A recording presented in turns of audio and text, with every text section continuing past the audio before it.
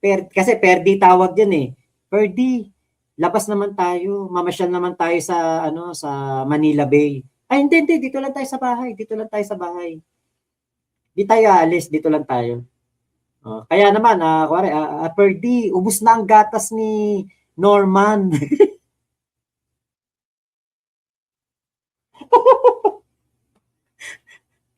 Perdi, ubus na yung gatas ni Norman. Samahan mo naman kami sa ano, mag-shopping, mag-grocery na rin tayo. Ay, hindi. Dito lang tayo sa bahay. Walang lalabas. Butterfly effect, maiiba ang history, di ba? Imagine niyo yun. Di dapat pala meron, di ba kasi nabuo yung word na email depic dahil kay Imelda Marcos sa sobrang extravagant. Sobrang dami ng sapato, sobrang dami ng mga ano ba tawag doon, yung kaminyosa ba yun? Yung ano, yung damit na ano maganda. Pilipiniana, di ba? Sobra extravagant, mga alahas, mga painting na mamahalin. Email depic, dapat pala yan. Remy depic, di ba? Sayang ano. Ay nako, na ano talaga, naloko talaga tayo sa history. Remidipic. Tapos 'di ba kunwari si Ferdinand Marcos Sr. Di ano siya ano siya, may trabaho siyempre, presidente siya ng Pilipinas eh. Sasabihin ng ng kanyang mga kaalyado, Ferdinand Marcos, Perdi, ano naman tayo, labas naman tayo minsan, gala naman tayo minsan. Hindi. Ano, okay lang ako. Sige, kayo na lang. Bigyan ko na lang kayo pang-inom. Ako na bahala sa ano. Sige, kayo na lang. Di na ako sasama. Ganon. Tapos, alam nyo, masesave talaga tayo sa martial law, sa mga Marcos regime na yan. Alam nyo kung bakit? Si Ferdinand Marcos Sr. hindi natatakbo ulit. Magbabago talaga ang ano pala, no, history dahil kay Nanang Remy. Sayang hindi talaga sila nagkatuluyan. Dapat nating sisihin dito si Berong Bulag eh. 'Di ba? Kasi kita nyo nagkaroon ng ng eleksyon, 'di ba? Nagkaroon ng eleksyon. Kung 'yan si Nanang Remy at si Ferdinand Marcos Sr. ang nagkatuluyan, hindi na po kakandidato si Ferdinand Marcos. Bakit? Kasi ganito 'yon, mga kaalyado pupunta sa bahay. Kunwari nagsasama na si Nanang Remy, si Remy Dipic, si Doña Remy saka si Ferdinand Marcos. Pupunta mga kaalyado. Ng kilusang bagong lipunan ba tawag doon? KBL. Pupunta na kay Ferdinand Marcos. Di ngayon magsasabi na 'yan, Perdi, ikaw ang pag-asa ng ating alyansa. Ikaw ang pag-asa ng ating partido. Ikaw ang napipisil namin nakakandidato sa pagka-presidente ng Pilipinas. Tapos sasabihin ni Perdi, no, hindi. Okay na ako, busog ako. Dito lang ako sa bahay, hindi ako lalabas. Dito lang ako. Yan ang sasabihin nun. Okay na ako. Okay na yun. Ako, House Speaker o ano, okay na ako dun. Hindi na. Tama na yun. Tama na yung narating ko sa politika na yan. Tahimik na buhay ko. Asawa ko na si Doña Remy.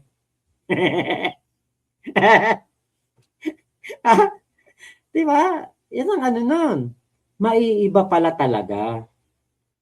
No, ang istorya ng ating history. Kasi si Ferdinand Marcos Sr. hindi na talaga hindi na talaga lalabas ng bahay sa sobrang kahihiyan. Biruin mo, sa halip na tao yung mapangasawa niya, engkanto. Tapos ang anak maligno. Sino pa lalabas ng bahay nun? 'Di ba? Kahit ako yun, di na ako lalabas ng bahay. Hindi, okay lang ako dito sa bahay. Dito lang kami. Pare, 10 taon ka na hindi lumalabas ng bahay Hindi, okay lang ako. Okay lang kami. Dito lang kami sa loob ng bahay namin. Sasabihin pa, oy Norman, huwag ka makikipaglaro sa tao Ay, nako talaga. Greatest love si Nanang Remy. Lalabas si Perdi pag wala ng gatas si Norman. Bibili lang ng ano no, ng gatas. Pero iba naman kwento ni Reming Gold. Si Pacifico daw ang nakabuntis sa kanya. Baka dalawa silang na in love kay Reming. Reming Gala. Reming Gala pala yun. Kasinduan ni Berong Bulag at Ferdinand Marcos Sr. Kagandang pelikula. Yan ang magandang ano. Abangan natin next next Metro Manila Film Festival. Baka may makaisip niyan. Baka isuggest ni General Torre na gawing pelikula yung The Berong Bulag life story. Di ba? Pwede yun eh. Batang kinalimutan sa dilim. Mary Rose Chua. Yan. Di ba? Mac, asan kaya yung lumang passport ni Nanang Remy na nagpunta siya sa Belgium? Nasa ano yan? National Archive. Nasa National Archive po yan. Big Mama. Tapos pag nakita mo si Perdi sa bahay, pinaghihiwalay na yung 3. Nabuwang no? Pinaghihiwalay na yung 3-in-1 coffee. Magagalit pa yon. Sasabihin nun, ba't ganon? Sobra ng isa yung sa sa creamer.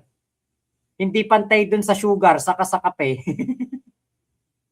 Jester Gambit, ang nanay hindi marunong magkaso, ang anak puro kaso, lumalabas sa bunganga. Ken Kel, pwede pa naman ipabago ang history, di pa huli ang lahat. Para sa susunod na henerasyon, para sa mga anak natin. Di ba? Pwede yun. Pwede naman siguro. Parang gusto ko tuloy sumama sa impeachment complaint para kay PBBM. Pwede kaya nating isama to? Impeachment complaint kay PBBM? No, pwede kaya? Ano to malversation of Philippine history. Malversation of Philippine history to. Di ba? Kung yun nga malversation of public funds di ba? Ikinakaso kay PBBM saka dito kay Ralph Recto. Ito malversation of Philippine history to. Dito nakasalalay yung ating kinabukasan. Di ba? Ano kaya itsura ni F.L. Remy sa painting na nasa gold? Ay, oo. Siya dapat ang nandiyan Mang-aagaw, Di kaya nasa lisihan ni Berong Bulag si Perdi. Kasi yung mata ni Culaong, pinaghalong bulag at duleng. Historical revisionism, yung akusasyon nila dati kay BBM. Makmak, magandang madaling araw. Go, Sentai. Ayun. Parang tanso. Di ba? Malversation of Philippine history yan Ayun. Heto, play pa natin tong video. Sakit na ng ko. Para sumakit yung ulo ko dito sa kwento ni Culaong. Okay, ayan. Balik natin. Magkumadre yung lola ko, si Doña Maria, at si lola ko na Doña Josepa, magkumadre yun. Talado kayo Josepa, pinakilala kayo ng matandang belo, yung matandang Maria. Naging mag-asawa sila. Ang usapan, yung mga anak-anak nila na pangalay, pero boss, yung tungkol sa'yo, alam ni Menda, hindi. Hindi. Hindi alam niya. Ang nakakaalam nila. Sila. Sa Fortuna.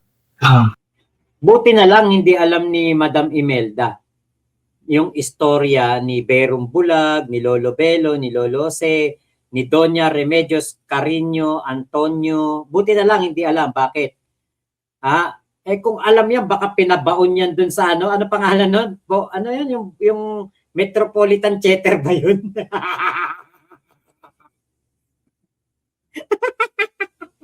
Yung bunsong kapatid. Yung bunsong kapatid. Sila bubong, hindi rin alam. Hindi ko lang alam doon sinabi nila dahil ko. Kasi hindi rin siya kumikibo kahit anong banat mo Baga, kaya pala nagagalit. Iniiwasan niya rin mabanggato kasi galit ng kandidato, dapat kahit pa paano mag-words din siya, wala diba? Gago rin yung kausap no? Gago rin yung kausap ni Culaong Ferdinand yung pangalan niyan. Yung nag-record niyan, DDS. Gago. Grabe din yung pagpapalakas ng arrive ni Culaong. Sa halip na soplakin, talagang ano talagang, boss, kaya pala ganito, no? Di ba? Kasi ano pala, siguro si Kulaong bumili ng alak. Ibig sabihin, sapaw. Bakit padala ko sa iyo? Yun ang sinabi ko, bakit padala ko sa iyo lahat ng resibo ko, maubos lahat ng kabuhayan ko, hindi ka makapayad. Kaya nga yung doon nang galit yung mga lawyer. Kaya nga mas dapat ka talaga, bossing, tumakbo ng politiko. Kasi ang dugo mo, mga dugong dugo. Hindi kasi, ang problema Kasi kasi, ang kailangan ng Pilipino ngayon, yung mga tulad mo. Correct. tumakbo na ako eh. Underage ka na eh. Oo, pero kung ito lang, doon na tumakbo ako. Bakit tahimik sila? Kung pili ako, punta ko kung ba yan? Dahil huwag mo gamit ang politiko namin.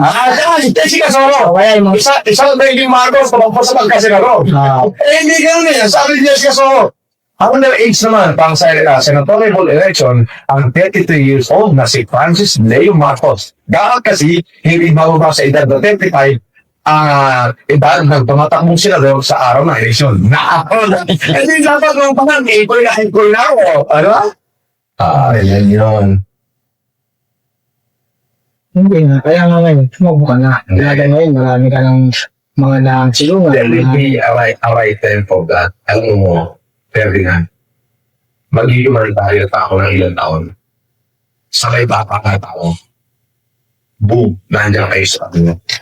Tsaka Pinag-iisipan ko, Ferdinand, pinag-iisipan ko 2000, itong next election o 2022. Kung taano si Aileen ngayon, hindi matinong nakaraan. Kapatid ko si Mongo.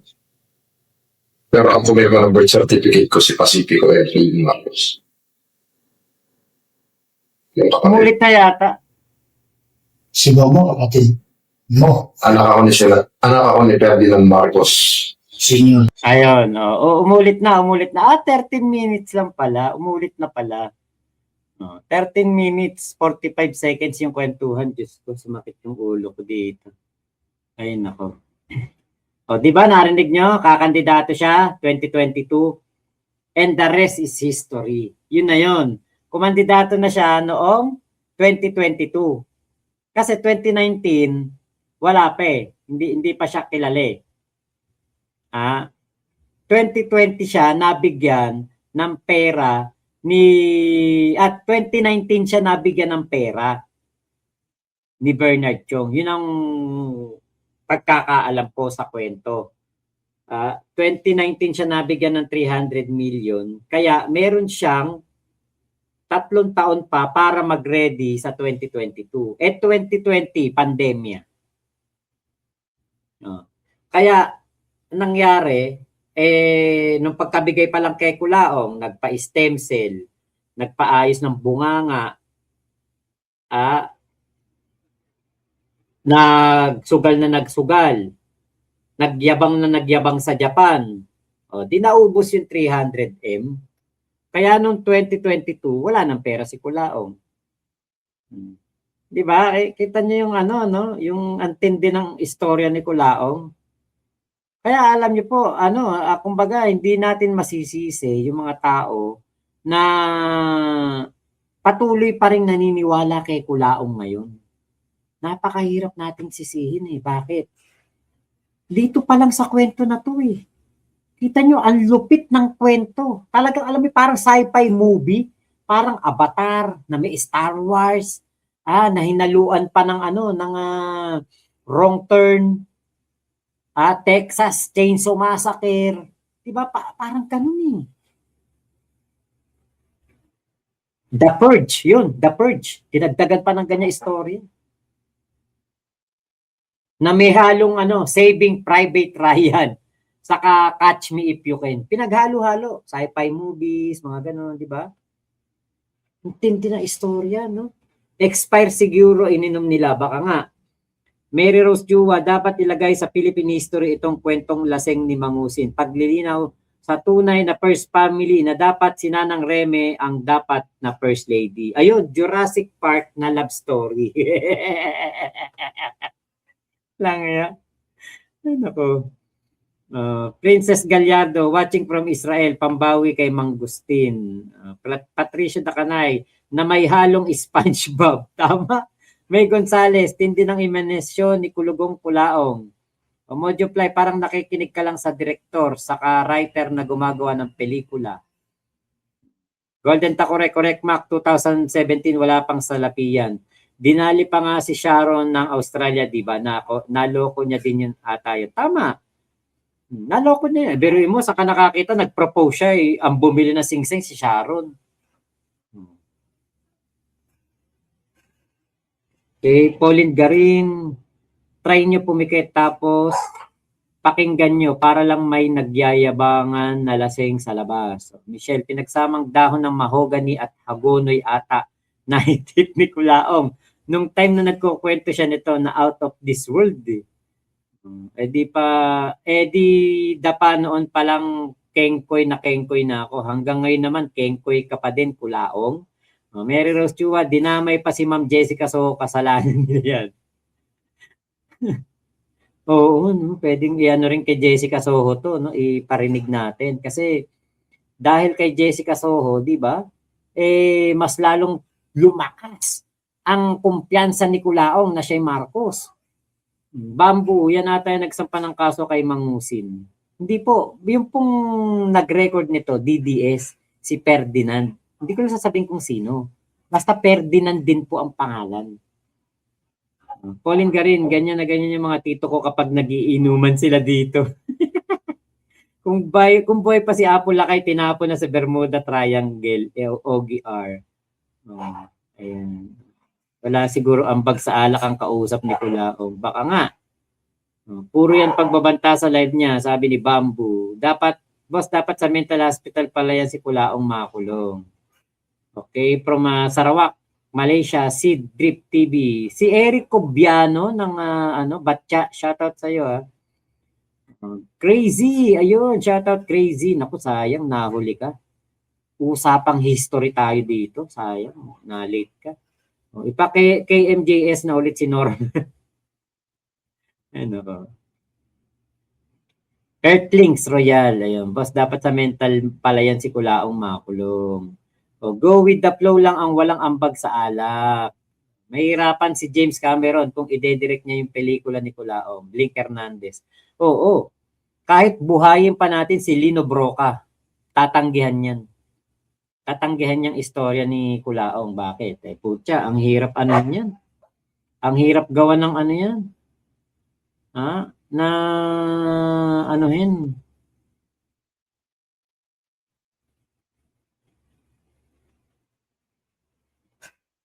Mahirap gawa ng istorya eh. Tapos babaguhin nyo pa yung history. Remedipic. Diba? Kaya wala. Talagang mahirap. J. Peralta ng Taiwan. Hello po. Patricia Dakanay. Tuwan-tuwa. OGR. Mukhang kailangan na ata si Mang Kalwag. Si Ed Kaluwag. Ipapaano natin si Kulaong. Layumi Owishi, Comedy Bar X, Makmak Pablo Check. Nako. Totoo lang, alam nyo, kayo ang masarap kasama eh. Diba? Lalo na kung may Red Horse tayo dito. Putya. Kahit hanggang umaga tayo magtawanan dito. The man who can't be moved. Datingan ni Kulaong dyan. Brian De La Cruz series, The Walking Kulaong. Parang Peaky Blinders din no? Ang datingan ni Kulaong. Biro mo si Berong Bulag, parang Peaky Blinders sila, no? Yung pamilya niya, ano pangalan nito? Yung bida sa Peaky Blinders, nakalimutan. Gusto ko yun sa Netflix. Ayun, biriin nyo yung mga datingan, yung pangalan ito, si Thomas Shelby. Ayun, Thomas Shelby, datingan, Parang ganun yung datingan nila, Berong Bulag sa Kanilolo Belo, sa Kanilolo Se. Putang ina, tayo dito? Tayo mga astig dito. Yung mga apo natin, mga anak natin, pagkakasundo natin. Pag hindi sumunod, isang baol ng pila kang bayad. Putya, datingan Peaky Blinders no? Sobrang gangster ni Lolo Berong Bulag. Parang Gremlins. Yun, Tony Shelby nga, Patricia Dacanay. Si Doña Remedios pala, si Lola Remedios.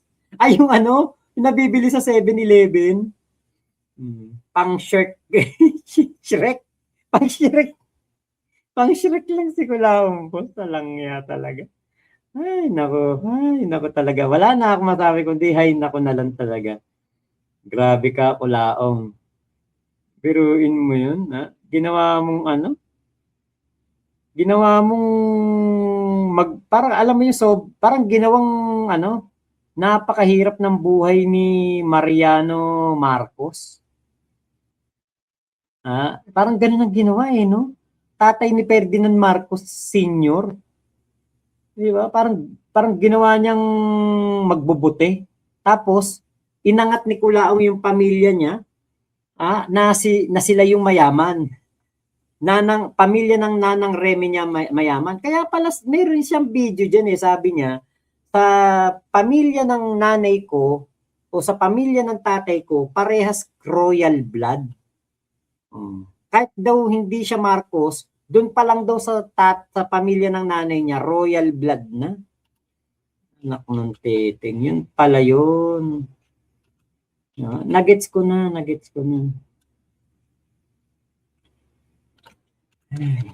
Hinga muna tayo konti. Puta, inano ako doon. Kwento ni Kulaong. Hindi ko halos makaya yung ano. Yung istoryang matindi. Diyos ko.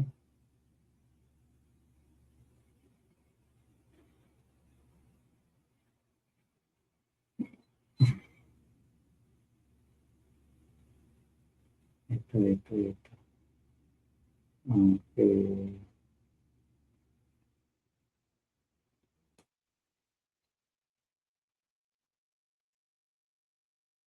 Ito ba yun? As usual, si Kulaong hindi pa rin natitigil sa ano, sa pag-ano ng Susan. Eto nga. Dito tayo. Eto na yun. Okay. I want to emphasize. Tindi mo talaga, Kulaong. Parang no? Parang bigla tayong nalungkot. Ganon din ba naramdaman niyo? Bigla kayo nalungkot, Kasi parang naloko tayo ng Philippine history. Diba? Pwede kaya nating ireklamo si Ferdinand Marcos Sr. Siyempre, anak niya si PBBM. Malversation of Philippine history. Kasama tayo.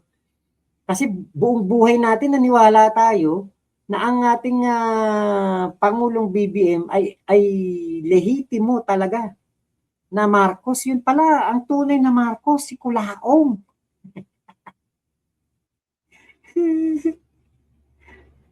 Bakit? Buti na lang hindi ito hindi ito nakuha ng mga DDS. Etong kwento ni Kulaong. Alam niyo kung bakit? Pwedeng pwedeng gamitin to sa impeachment ni PBBM Sasabihin lang ng mga DDS, hindi ka pala tunay na hindi ka pala tunay na Marcos. Si Francis Leo Marcos pala ang tunay na Marcos. Inagaw lang ng nanay mo si Perdi kay Remy Dipic. Diba? Ay, ito na. Ayan na natin to.